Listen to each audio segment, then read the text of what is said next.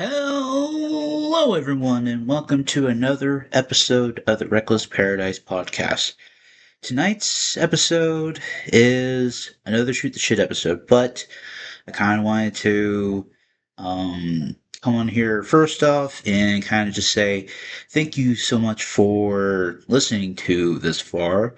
Um, it's kind of hard to say what I'm kind of mentally not going through right now, but kind of just feeling with podcast burnout, I guess, if you want to call it that. Like I'm not, saying that, the channel's going to go away or anything. It's just like I feel sometimes like I know like there's like a lot of people that have been said like they've had podcast burnout. But it's like I'm not saying that like I said, I'm not gonna say, oh well, yeah, like the podcast is going away forever. It's just I had booked some of these podcast episodes way in advance because when Marissa had gotten pregnant and she wasn't really doing majority of the production stuff. Like she had to focus on motherhood, and that's good for her. Um, I guess I'm kind of saying is like maybe I should maybe limit what I do for the podcast. I guess if you want to call it that. But neat as it may, I am just saying that now. So like if in due time or in the future, maybe if I don't do much podcast episodes as much. It's like, why? I mean, like I've been doing this for, a few years at this point. And it's kind of getting to the point where it's like, yeah, it's every Thursday, but it's kind of, to me at least, feels like, like I should just try to do maybe every other Thursday. I really don't know. I would have to talk with Marissa about that more and at a later date. But yeah, kind of just wanted to come on here, before I get the show started, and just tell you thank you so much for listening. And let's get on with the show. Hello, everyone, and welcome to another episode of the Reckless Paradise podcast. I am your host, Dystro, and tonight's episode is Shoot the Shit number 41. Yes, 41 episodes of Shoot the Shit.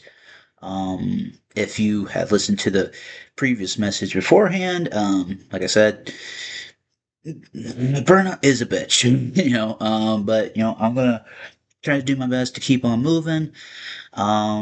But we have a lot of topics to talk about on this episode tonight. So let's start with like a WWE 2K topic here.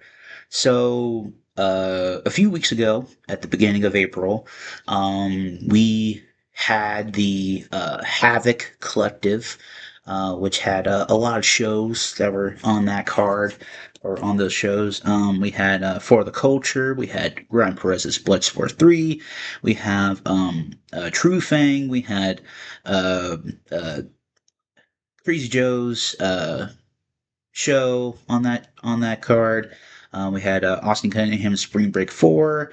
We had 3CW. We had Supremacy Wrestling. We had Real Hot Girl shit. We had The World on Lucha. We had RPW Riot Pro Wrestling Warped. We had Shotgun Pro. We had Solstice Pro. And we had Death Wish Streets of Rage. Everybody showed up and showed out on all those shows. I didn't get the chance to watch a lot of them. If you haven't watched any of them, you are doing yourself a huge disservice, and go watch them. They're all on the Thriller TV channel, the YouTube channel. Um, and uh, everybody did their part and got made a lot of noise for everybody that came out in the show and all that stuff. It was a huge, huge success, I think. But the big, huge, I guess, overarching thing that was coming out of Streets of Rage on on Sunday was T.J. Owens and his new group Blackout 999. Um, this is somebody that I've had personal, not personal feud with, but like just kind of in passing. Um, and if you saw the international scramble, I was eliminated first, and that kind of put a little stick in my craw. Not gonna lie. um, but apparently between him and Bubba Perkins, that hatchet wasn't really buried. And I kind of want to see like what happens between now and then. I know, at some point we're supposed to get eventually maybe Bubba Perkins versus TJ Owens at a Death Wish uh, event soon. Maybe I don't really know. Um, but I'm kind of just wondering to see where this is gonna go because Death Wish is for everybody. Death Wish is for anything and everyone. Um, but he does make some good points. TJ does. There's been a lot of people that have been kind of overlooked. There's been a lot of people that have been kind of pushed to the side, a little bit. And kind of agree with him. Not saying that I don't agree with everything that he says, but whatever. Um, but Streets of Rage was a good show. It was awesome, and I did commentary on that show. The whole show, it was just lots of crazy, awe-inspiring moments on that show too. And yeah, I'm looking forward to seeing what the follow-up will be from Streets of Rage going forward. So, my next topic is going to be a movie review here. I don't know if a lot of people have seen this movie. If you have, you know what I'm talking about. It is the movie called They Will Kill You. And this movie was actually, it was a lot of fun to watch. There was, some jump scares here and there, but, it's what makes it a horror slash comedy or slash action slash comedy kind of thing. Um, I thought that the main protagonist that was good. Zazie Beetz was phenomenal. And the main antagonist or antagonist is I don't know if that's a real word, but the main like I guess enemy as a whole. Um, that was actually kind of interesting. And the whole supernatural aspect of it and all that stuff was kind of cool to see as well. And I kind of liked it. It was kind of a not a small crew, but it was kind of like a medium, kind of like almost large kind of crew. Um, and plus it was taken in one setting, like one structure and all that stuff, which was actually kind of cool. I thought that was kind of interesting. It was kind of like, in a way, kind of like the raid, but more like set in the U.S. in a way.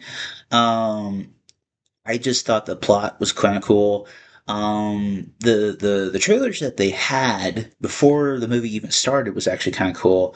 There were some good action movies that are coming out this year. There were some good horror movies that were coming out this year, which I'm actually kind of intrigued to watch them. Maybe if they don't give me nightmares. Uh, um, And I would say is a good movie to like watch by yourself or with some people if you want to. Yeah, it was actually a really good time. And I hate to like bring this up, but it's like I hate when you're kind of locked into the movie, but then it's like you have to use the restroom, and then it's like so you can't like stop it, you can't go back or anything. So it's like you gotta leave the movie, and then you gotta have the person that was like right next to you be like, hey, like what happened? And then they have to tell you like, oh man, like what the hell? Like, I missed that. So it's kind of like I had to like kind of wait for like specific like pauses in the movie to like go use the restroom and then come back. And then I was like, oh shit, like I might probably have missed a good plot point or something. And then maybe it kind of maybe talked about it in like in hindsight or something. I'm like, okay, I guess I'll keep up with the movie. Um, I will try to find it on streaming, like if it does go to streaming, which it probably will. And I will try to own it because it was actually a really good movie that I could watch over and over and over again. Um, and yeah, I just really like that movie. So my next topic, it is a food review, or I should say a snack review, I should say. So if you are familiar with the bread brand of Dave's Killer Bread, they have these snack bites. And I was at my local Publix. If you're in Florida, what's up? And they had some interesting flavors. They had peanut butter chocolate. They had shredded cheddar. They had epic everything, which is like I think it was like herbs and onions and all that stuff kind of mixed into one. And then they had buffalo, and it was like buy one get one free. I was like, okay, so I'm just gonna grab all four of these flavors and try them. And I think on my way home, I tried the peanut butter and chocolate one, and I gotta say that peanut butter chocolate one was actually really really good. And then, like, I had my mom try three of the flavors, not including the buffalo, because she can't really handle spicy stuff. I can't. I can handle spicy stuff, but it's like it's one of those things where it's just like my belly does not like me at the end of the day.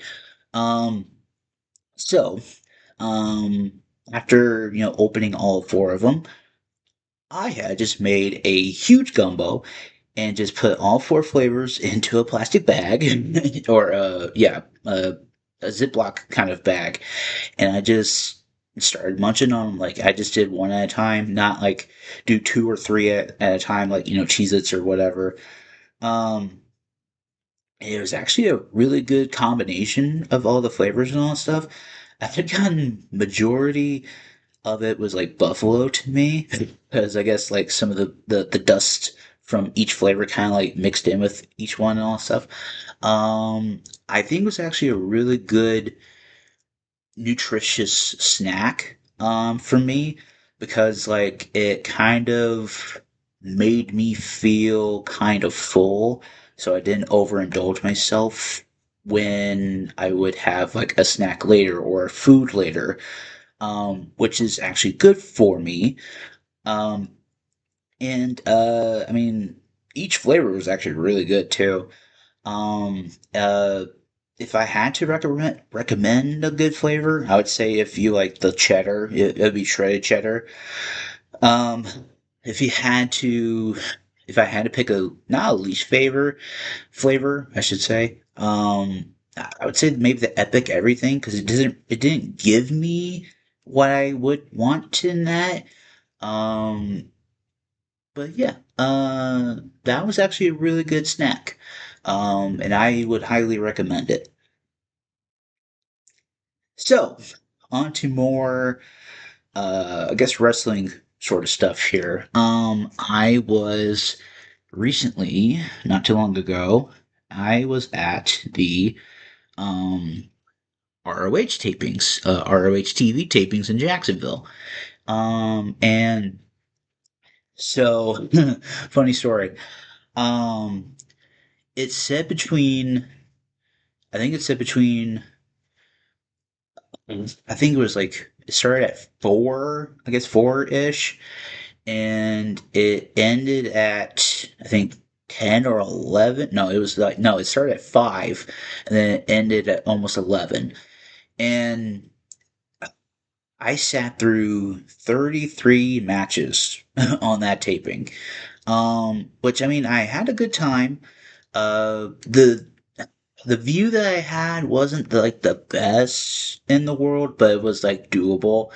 The seating arrangement though, that was kind of whack as hell, dude. Because it's like there was these like kind of soft chairs, but not really like soft, and they were like zip tied together and all that stuff.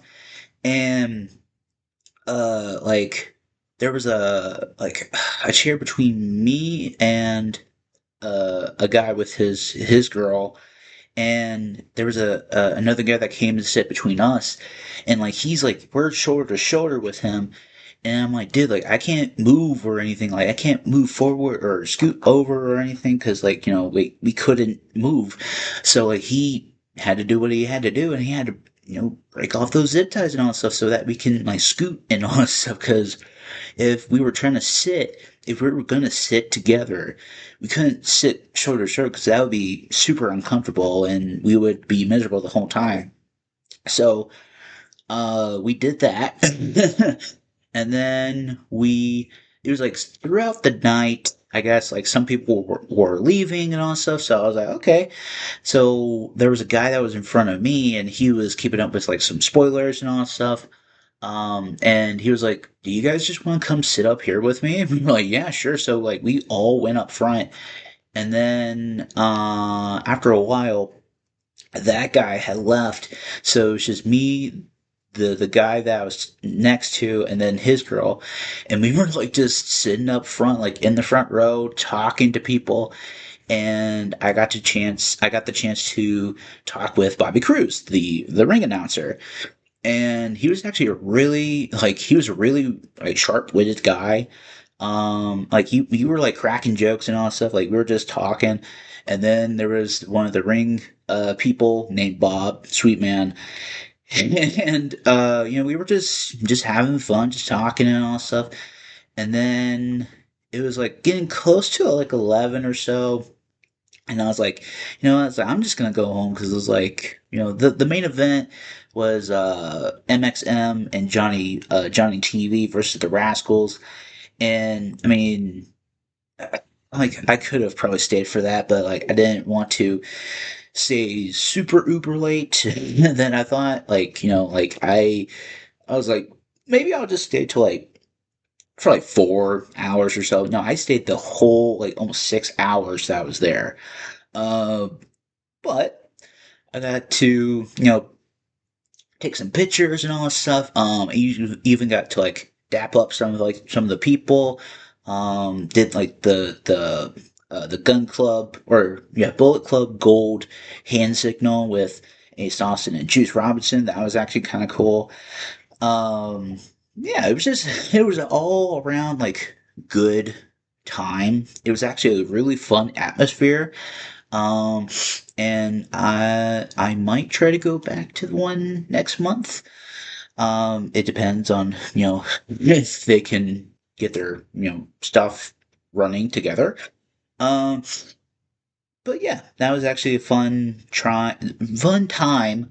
What wasn't fun was like just standing out there in the freaking rain. Like it was starting to rain a little bit, and like there was a guy that was in front of me. He's like, "Man, people better open these fucking doors, man! Like we're getting rained on out here." But yeah, it was actually a really good time, and can't wait to go back. Speaking of AEW, I guess ROH AEW stuff. I got the chance to watch AEW Dynasty, and I will say, from top to bottom, that show is a surefire show of the year candidate for this year. Um, Not trying to name any matches or anything, but if I had to pick a favorite, I mean, I would say maybe the main event because it was Kenny Omega versus MJF. Um, but like I would say Okada and Keshta versus the Young Bucks was actually kind of good. That was actually really good, actually. Mox and Osprey was actually really good too. The AEW TNT title gauntlet, that was actually really good and got a new champion out of that. Um, and oh god, like I don't even think I watched the pre-show at all. But like it was actually a really good pre-show. I will give it that. Um, but yeah, like I watched it on my own time, and it didn't feel like 4 hours. I mean, I guess like if you had watched it like without hindsight being 2020, I guess if you like just went into it like completely blind and like, oh yeah, it's like it'll be like 2.5 hour show, right? And it's like, no, it's like close to like 4, almost 5 hours. But I think what I did was like I skipped all like the promos and all that shit, and I just did that, and it felt like 2 hours, maybe 2.5, maybe. Um, which I've been doing that a lot. I've been doing that a lot lately because like I don't have time to sit and watch people cut promos and all that shit. Um, sorry, I'm sorry. Um, but yeah, it was actually a real good show. If you haven't seen it, I would go watch it on HBO Max or wherever you can get it. Um, I know, like I know it's on Thriller, but you gotta pay for it. But yeah, I would say it was a really good show, and I can't wait to see what AEW Double or Nothing has to bring to the table this year. Speaking of like WrestleMania, or talk about the collective, since I had talked about the Havoc collective, I figured maybe I should talk about the WrestleMania collective. Um, So I'm gonna try to be as super nice as possible on some of these shows, because 3 of these shows were not, well, I shouldn't say not bad, but like they weren't good. Some of them were not good. So we started off with Pottermania, and I mean, like those women, they gave it their best, they gave it their all. The only outstanding match that I can recall was Brittany Blake versus Shotzi. Um, and plus, like, yeah, like some of these women's matches were not. It's like, like they tried their best. Okay, they tried their best, and I'm not gonna like harp on them or anything and be like, well, like they shouldn't, But I don't give a shit. I don't care. I don't care. Some of them were doing good things, but it's just like unless you unless you have like a good opponent with it within the ring with you, I guess it was just kind of like okay, well shit, like what are we gonna do? So that was like it wasn't the best show. Okay, it wasn't the best show. Um, but then we go into the Mark Hitchcock Memorial Super Show, and that was way, way, way better. That it had any right to be. Um, I would say like I mean the main event was actually really good. It was Jet Speed and Michael Oku versus the Demand, which was Ricochet, Bishop Khan, and Talon Loa. I think if I said that name right, I'm so sorry. But I would say the match of the night would go to the Swirl, which is Blake Christian, and Big Shotty Lee Johnson versus Subculture, which is Mark Andrews and Flash Morgan Webster. Yeah. Um, some good old tag team wrestling from like two of like the best like high flying teams of I guess of their generation. And I would say like that was actually a really good show.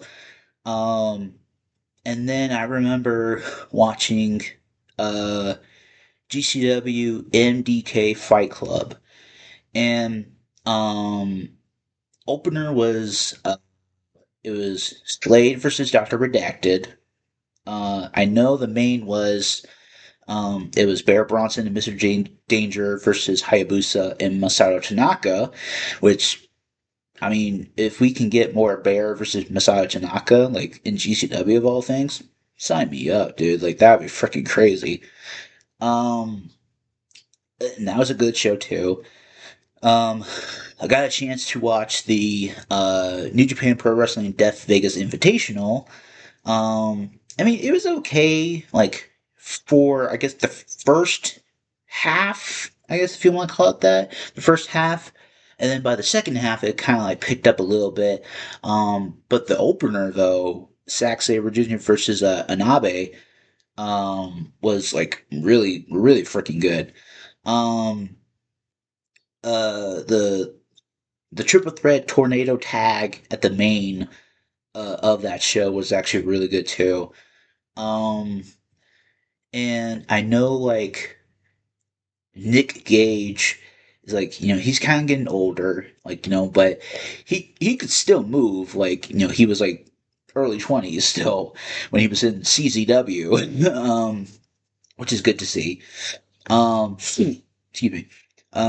So then we had Bloodsport 15, and this was like my first opportunity to see Yuji Nagata like mix it up with Josh Barnett, and I thought it was actually kind of interesting that they had fought like over 25 years ago, in New Japan, which was actually kind of interesting.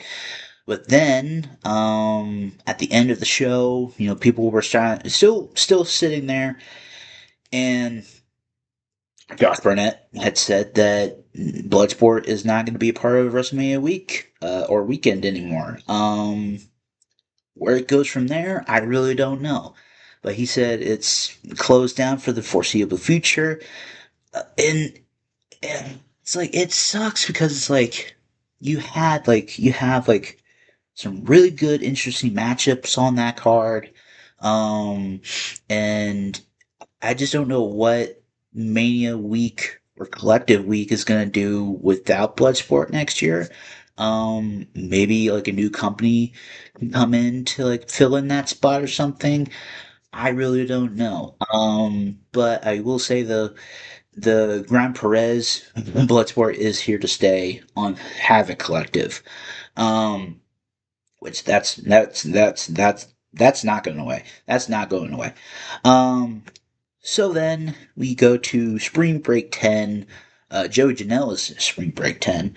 Um, it was funny. In the first match, freaking Vengador, he breaks the ropes in the first match in the grab the brass ring ladder match and all that stuff, and they just literally just win with it. And I thought it was crazy that Masato had did a tweet about the he did a tweet about something, or I think it was the tornado DDT from the middle rope or something, and I had commented on it, and then he had uh tweeted back at me, and he was just like, yes it is, and I was like, oh shit, like that's crazy. um it was actually a really good show from top to bottom too. In the main event with Brody Lee Jr. versus Joe Janela, that was actually kind of interesting. And good, good to see Brody Lee Jr. At the age of 14, mixing it up with Joe Janela and actually making sure that he was safe, secure. Make sure he didn't take any stupid bumps like Joey does. And it was overall good show. Um, and then, well, this is like in the order that I had kind of watched these. Sorry. Um, and then we go into the Immortal Clusterfuck the next day. Um, just on the first match alone, which was Hardcore Kingdom, the steel cage match between Tremont and Otis Kogar. Um, that match alone had sold me because I remember a, a, a friend of mine a few years ago. Um, they were talking about H2O, which was the promotion that Matt Tremont was in, as long as like with a few other people in that circle, and she was like, "Yeah, like that was crazy," and I know the owner of Havoc Pro was saying, like Hardcore Kingdom, like, that's Tremont's domain. I was like, well, yeah, hell yeah. um, and it's actually kind of cool to just, it was just cool to watch it, just like with fresh eyes, because like I was not going to stay up for, hours upon hours just to watch that show. There was no way. Um, and then like after all the collective stuff had come and gone past and all that stuff, I went back and watched like the Dragon Gate USA show. I watched the Progress show. That was okay. That was all right. The JCW Stranglemania show. It was like that was. I watched Effie's Big Gay Brunch. That was actually really good. The Hybrid slash Pro Wrestling Unplugged show. That was okay for the most part. And then I watched the Gringo Loco World on Lucha show, and that was actually really good too. Um, Overall, I would say 10 out of the 13 was good to great. Then 3 out of the 13 was like just sucked so bad, too bad. Um, I would always say like if you don't really want to watch like majority of those shows and all that stuff, there's always like something for everybody. Like I've said about the Havoc Collective, um, and I think that's a good thing that we can like what we like in wrestling, other than the alternative to like WWE or AEW or whatever. And I think that's a good thing. So going back to 2K, WWE 2K stuff here.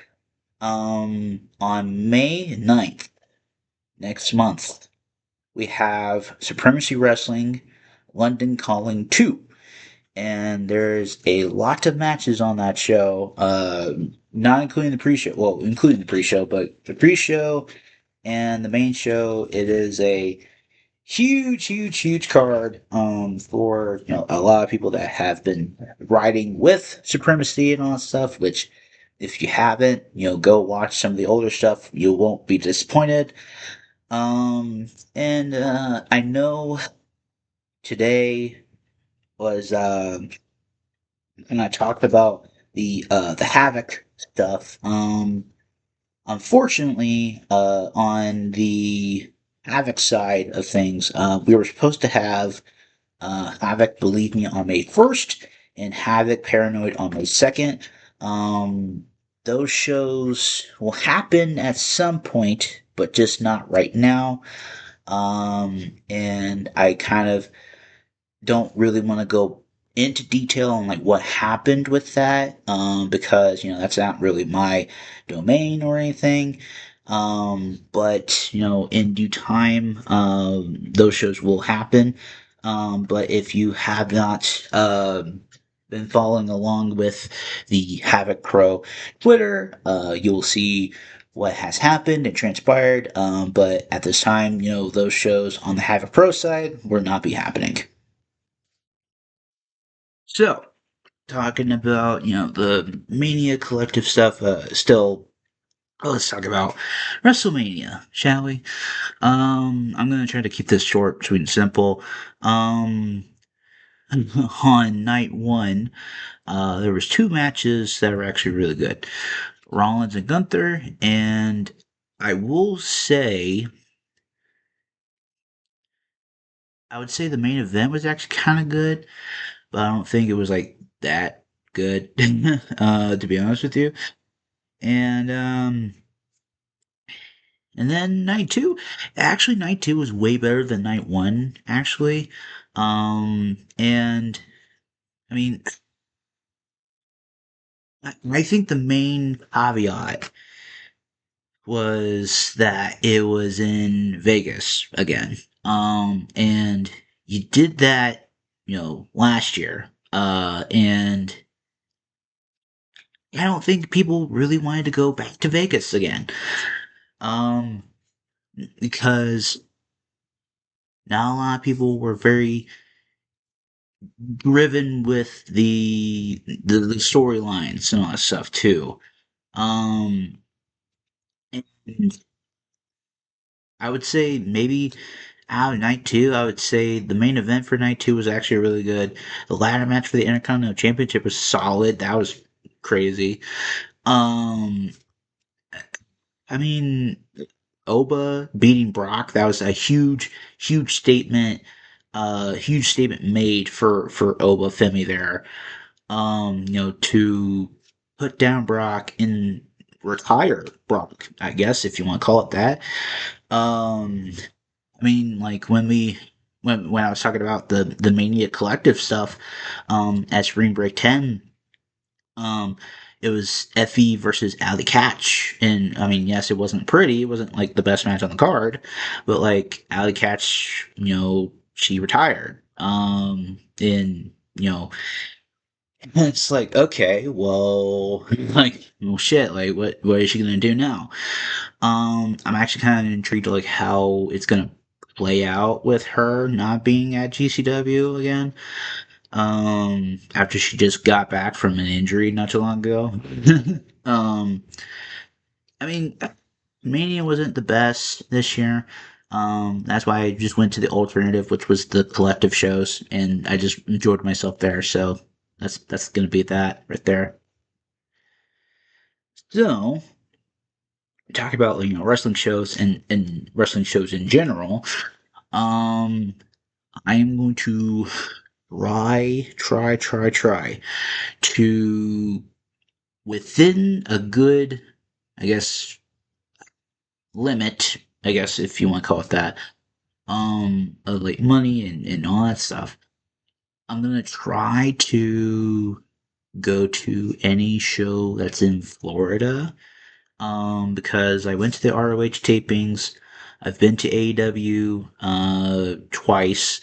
Like I last night, I just went to NWA taping and all that stuff. And and it's good to go to shows like support your local indies if you can, because they deserve it. But like some of these ticket prices for like WWE events and all stuff, like they're freaking outrageous. Like you're not gonna go to a show when you can just watch it on ESPN. Um, so it's kind of like give or take with that. Um, but yeah, it's like trying to do that. But also in the exact same coin, um, I'm not going to go to New York this year. I know I had said in the previous Shoot the Shit, that I was going to try to go to New York this year.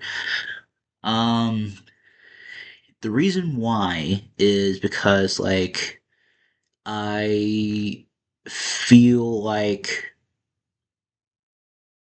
since Marissa had gave birth to her newborn child, I think she just needs to focus on her, little baby Madeline, and focus on her and her growth as as she grows a little bit older, grows 1 year, and I feel like she doesn't really need to have me trying to like be there because like I mean yes it would be actually cool to like go see Madeline, but I think like give it a year, like she'll be a little bit older and I could save my money between now and next year. And, like hopefully I'll have, enough funds to go do that stuff. And, she'll be just a little bit older, 1 year older, whatever. And, she'll be just a little bit more grown up and hopefully she'll be, comfortable enough to just be like, like, hey, like, I am like this guy's my uncle. Um, and I feel like in a good financial situation like that, like it's good to do stuff like that. Like save all the money that you can get at this point. So that way you can just do that next year. Um, so like it's good to do that. Just do that. But yeah, that's why I'm not gonna go to New York this year. And I mean, it sucks I can't go, but I gotta do what's best for me and do what's best for my financial situation. So hopefully I can go next year. So talking about well, not financial stuff, but talked about, I guess, YouTuber goals. Within, I think the same month, I think it was the same month. Yeah, this month. I have reached 2100, and then within a few weeks, I think a few days later, I think or so, I had reached 2200, which is freaking phenomenal. Um, I th- I think it's just crazy that there was some good, I guess, outreach within the shorts that I had put out. And I think it shows. And I'm just so grateful to have that much people, and kind of just do my thing, like, cause like, yeah, I'm not doing kind of a lot of gaming content on my YouTube Shorts and all that stuff. But it's kind of keeping in with that the WWE stuff that I usually try to do. Or really not trying to do much of, but just trying to do some new things out there. Like hence why I was saying talking about like plans for the YouTube channel and stuff like kind of like that at the beginning of the episode. Trying to like shake some things up, just kind of do what I want to do, in within the podcast channel, in wrestling, like the 2K sort of realm and all that stuff too. Um, which was actually kind of cool. But I just want to say thank you, and hopefully we can make it to 2300 by the end of this year. I mean, at this time, it's like it's probably most likely going to happen at the middle part of this year, if it's going to keep the way that it's going. But yeah, thank you once again, and let's move on to 2300. So talking about like going back to the AEW Dynasty stuff. Um, you know, I thought it was actually kind of a shock to the system, no pun intended, but a shock to the system that like Darby was, the first challenger, or well, he got his world title shot over MJF, and he used it on Wednesday, and like we have a new AEW World Champion in Darby Allin. Um, I I think it's funny that they kind of waited for so long for him to finally grab that brass ring.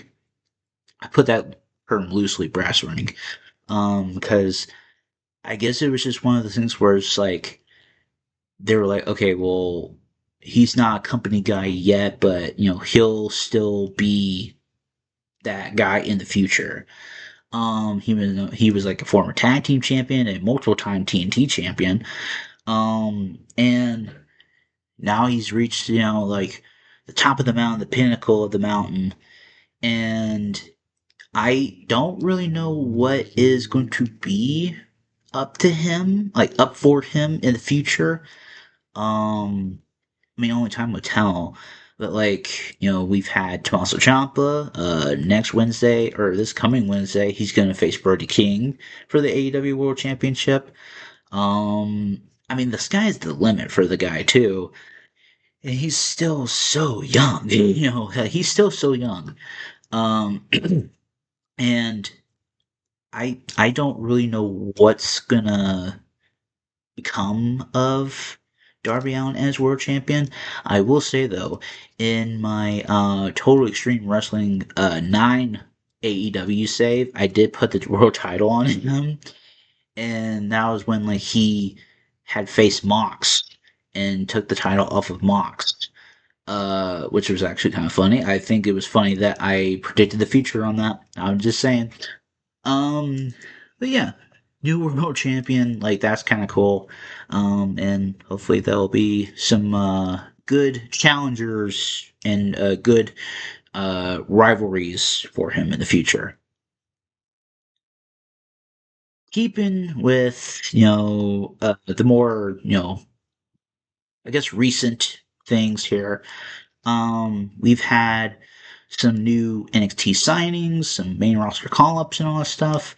Um, the main one is Lizzie Rain, or Rain Leverkusen.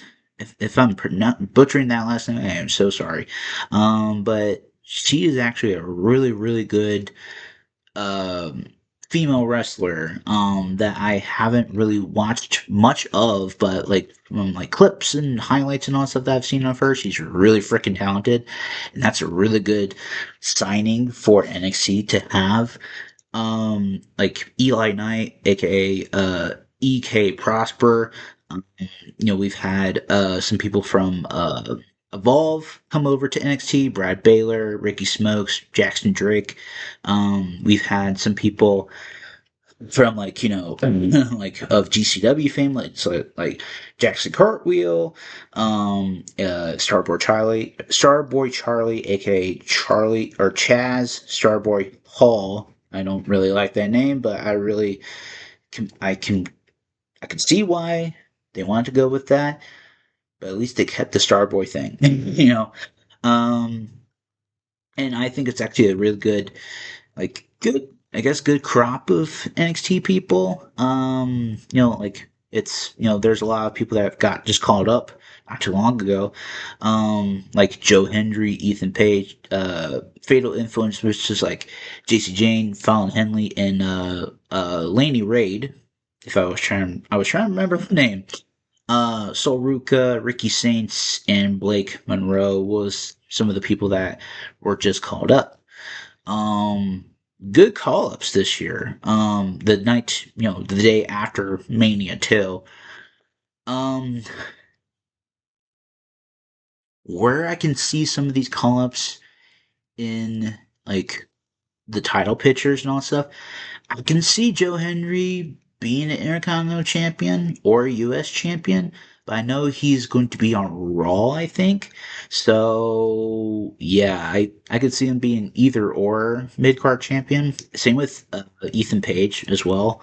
Um, I think it'll be a matter of time before Ethan Page becomes a World Heavyweight Champion, too. Um, JC Jane, I can see her being like either the mid card or the main women's champion in due time. Same with Sol Ruka. Same with Blake too. Ricky Saints, I can see him being the U.S. or Intercontinental Champion guy too. I mean, there's always like sky's the limit for some of these people. As well.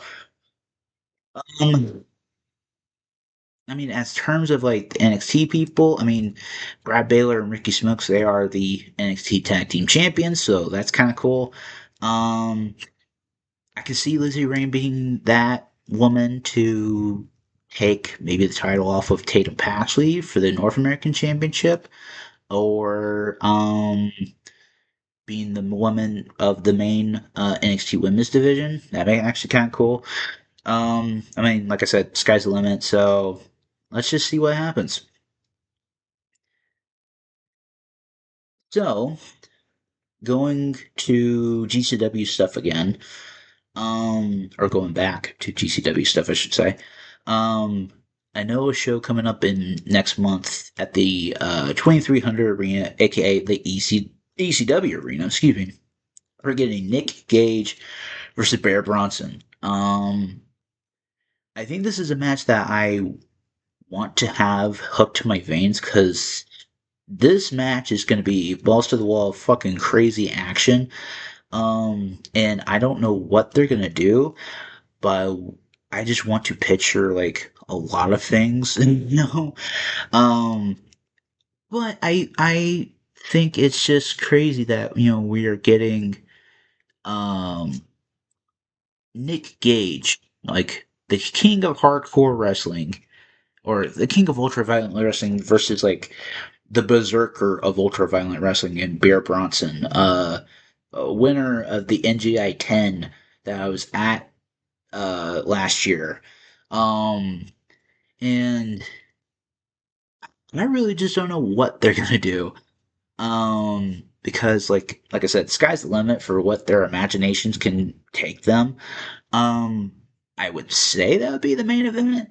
Um, but I do know like I think one of the other matches on that show, or a few of the other matches on that show, was like it was a six-way like doors, ladders, and chairs match for the Ultraviolent Championship. I was like, what?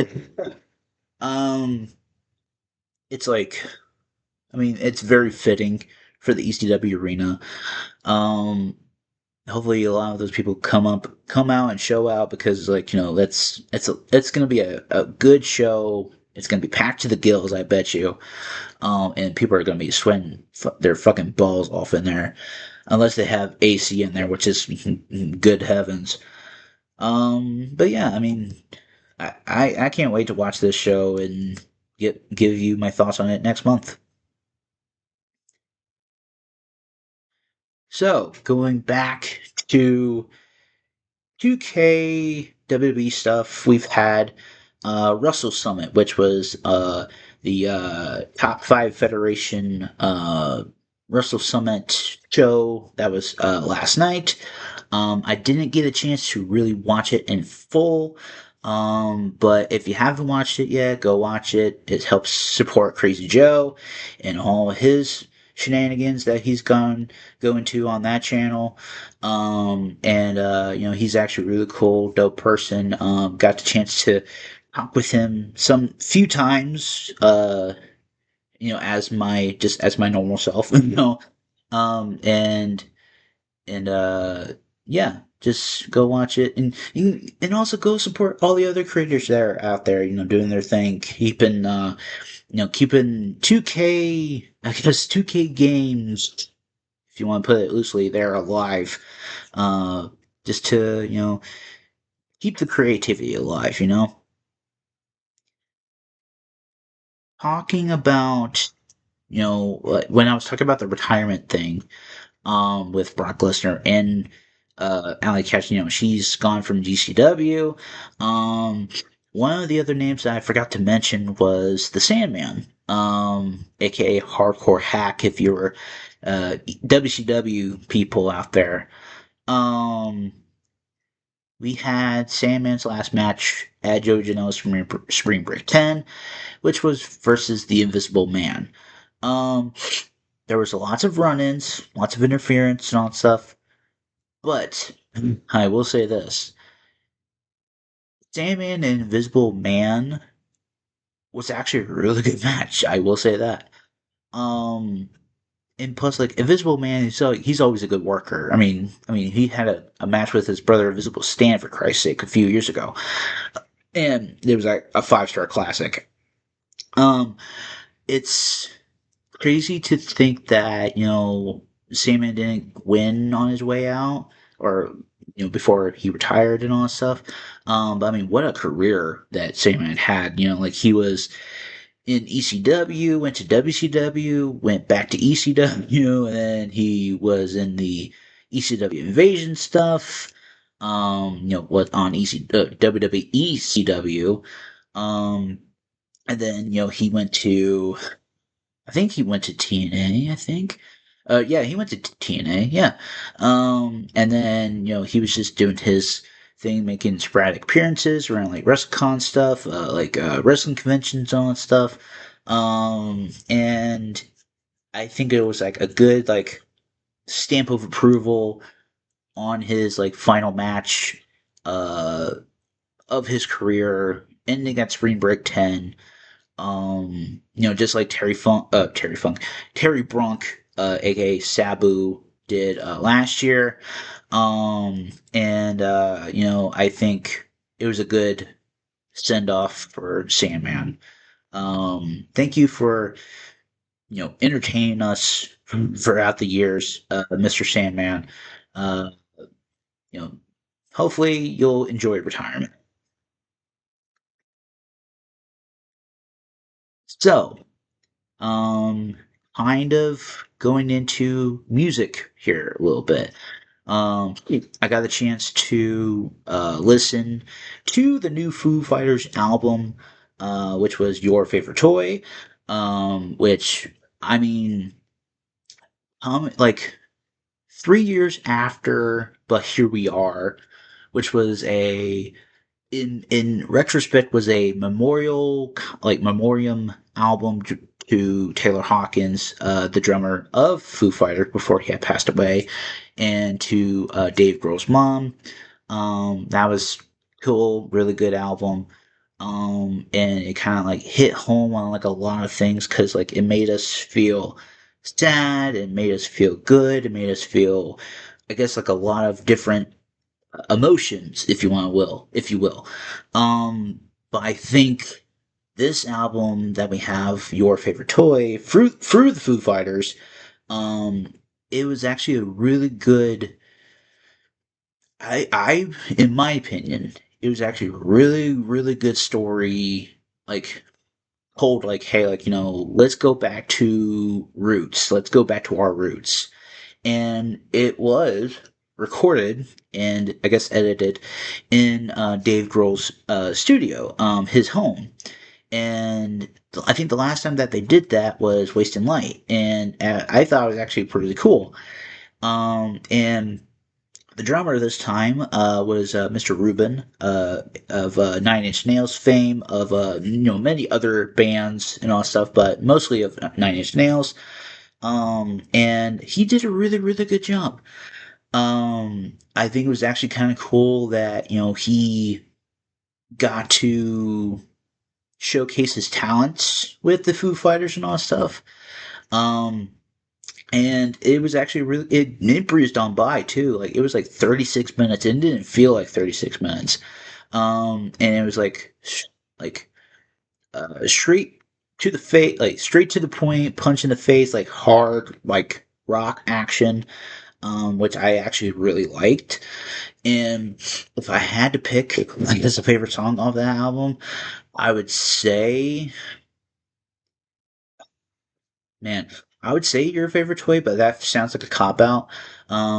But yeah, I mean, fuck it, it's my opinion. I would say, yeah, Your Favorite Toy of the album. I mean, already we've had some good reviews from like Rolling Stone and other musical outlet people, which is a good sign. Um, but I wonder what the Foo Fighters is gonna do like next, because if this is what it's gonna be, like kind of going back to their roots, you know, what is to come of them in the next few months, maybe going into the next year. I mean, only time will tell, and this was actually a really good album, and if you haven't seeked it out, go listen to it, and tell us what you thought in the comments down below. Keeping with, not with the music stuff again, but keeping with WWE stuff. We've had a good no, well, not rough few hours, but within the like last 72 hours, maybe 48 hours, something like that. Um, we've had some WWE firings again, and it comes to nobody's shock at this point. When when somebody gets fired or gets released or something, it's just like one of those things like, it's okay, they'll come back and all that stuff. It's like, but you'd think like after getting released the first time and then coming back and then you get released again, it's like that means like that creative or whoever is in creative, they do not have any freaking plans for you because they do not give a fuck about you. So, some of the people are the following, but not in any order. We've had Joe Gacy, we've had Dexter Loomis, we've had Bo Dallas, we've had Eric Rowan, we've had Nikki Cross, the Wyatt Six. Uh, all of them are gone. Then we've had Aleister Black with Selena Vega, but the Selena Vega firing was because of TKO. Just keep that in mind. TKO is handling some of these firings here, people. We've had Kyrie Sane being let go. We've had both of the Motor City Machine Guns, which were in a storyline, being, with Johnny Gargano and trying to make him feel happy again. We've had Santos Escobar, who was injured, which that kind of sucks, don't you think? We've had Apollo Crews. He got fired or let go. Zoe Stark, who is still injured. She's still injured, and she got let go despite being injured, which is freaking crazy. And then Alba Fire, who was part of the Secret Harvest with Chelsea Green and Piper Niven. Now, I could probably go on and on about who else got fired or something, but it's all over the internet, and there's a lot of people that are kind of sparking not an outrage, but it's like you have a good financial year with some of the pay-per-views that you had at this point leading up to WrestleMania. And then I mean, yeah, like WrestleMania wasn't like the best show on the fucking earth, but it's like, like come on, like some of these people, they are vital to your product and to your fan base, and some of these people that you've, ride with, on the planet. Like Wyatt Six was like in a storyline with the MFTs, which was Solo Sokolo's group, like very months ago, and they were in a huge TLC match at SummerSlam, I think last year. And like it's just like that's so crazy that they are completely let go. And then with the Selena Vega and Aleister Black thing, like they were teased to be Randy Orton's like secret person that was giving him advice and all that stuff, but that didn't come out to fucking anything. I mean, and then like Selena, I mean, like yeah, she's rightfully pissed because like she couldn't what did she say? Oh, she was saying that Sean Ross Sapp had said something like it was like leaked that he knew about it first, and like she didn't even get to tell anybody about it. So like she was just saying "fuck you, Sean Ross." I mean, yeah, I mean, fuck him, whatever. And it's crazy that Kairi Sane was in the middle of a story with like Asuka and all that stuff, and that didn't go anywhere. Like I said about the Motor City Machine Guns thing, like they were trying to be Johnny's like good friends and all that stuff. Johnny Gargano, I should say. And that doesn't go anywhere. Santos and Zoe, like they're both injured, but they get fired. Apollo Crews, like I guess he was just floundering around and catering. I guess I don't really know. And then Alpha Fire, like she was part of the Secret Harvest thing, and it's just like why do you let some of these people go instead of just being like, okay, like let's just try to find something for them to do, and then like if it doesn't work, then like do whatever you need to do. It's just like I just don't get it, man. Like I just don't get it. Um, I mean, hopefully a lot of these people, I mean, I know they'll find work elsewhere, but, hopefully some of these people will, find, I guess, stuff to do or, find another promotion to go to. And I think it was in AEW or something. There was like a show in Detroit, and it was on like the exact day that Motor City 90-day clause for no compete was like up, and they could pop up there. Um, I mean, like I said, sky's the limit for them. I mean, I guess we'll just have to wait and see where they all go. So, to wrap this whole shebang up here, when I was looking on Twitter a few days ago, I had come across the El Rey Network Twitter, and it had a lucha mask, and it was promoting Lucha Underground. Lucha Underground. And I was like, oh, and I mean that is kind of leaving it up to interpretation at this point. Um, and after 7 long years of it being off the air, I think it's I don't think it's a red herring, but like I think a friend told me that it was kind of like under the umbrella of TKO, and I'm like, oh man, like that would suck. Like I just wish it was just like what it used to be. And I mean, we all know it's probably not going to be what it used to be back in the day, but like, it gives me good hope that, it could be what it used to be. But I mean, I think we will just have to wait and see at this point what becomes of it. Um, if it goes back to like that gritty, like underground style from way back in the day, maybe that'll be way better. But I really don't know.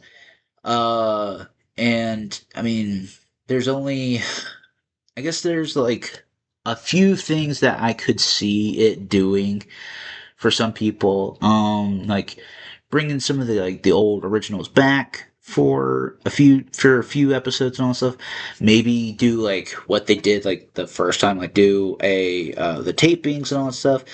I really don't know where it would be.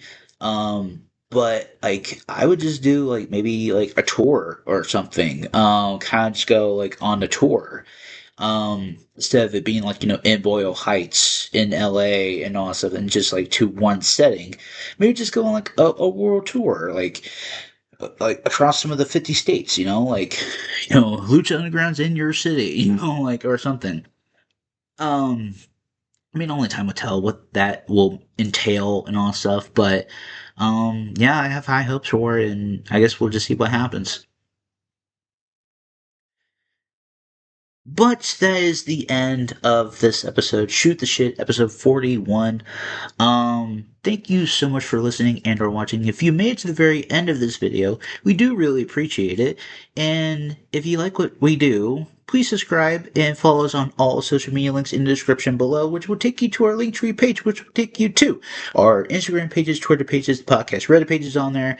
My gaming YouTube channel is on there. Like I had said, I'm over 2,200 at this point. And tonight's song of the night, it is by Story of the Year, and it is one of their newer songs called Gasoline. And there is a music video for it. I did do my research on that. I did do my research, and um, yeah, this was like a very very good episode to talk about a lot of things that had happened over the last well, I guess month. And yeah, and I will see you guys next month in May. Peace.